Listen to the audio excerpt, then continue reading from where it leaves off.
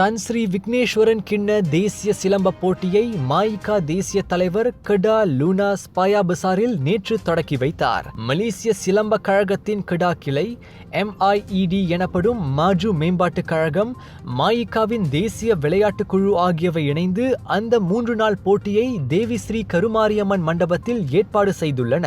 நேற்றைய திறப்பு விழா மிக விமரிசையாக நடைபெற்றது.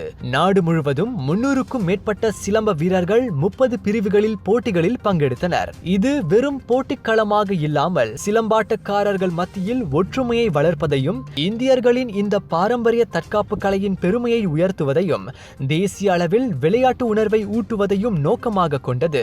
அதோடு தேசிய சிலம்ப அணிக்கான வீரர் வீராங்கனைகளை தேடும் களமாகவும் இப்போட்டி விளங்குகிறது. 2026 சிலாங்கூர் சுக்மா போட்டிக்கு தயாராகி வரும் மாநில சிலம்ப வீரர் வீராங்கனைகளுக்கும் ஒரு சிறந்த பயிற்சி களமாக இப்போட்டி அமைந்துள்ளது. சுமார் 150 பெற்றோர்களும் பொதுமக்களும் திரண்டு வந்து போட்டியாளர்களுக்கு ஊக்கமளித்தனர்.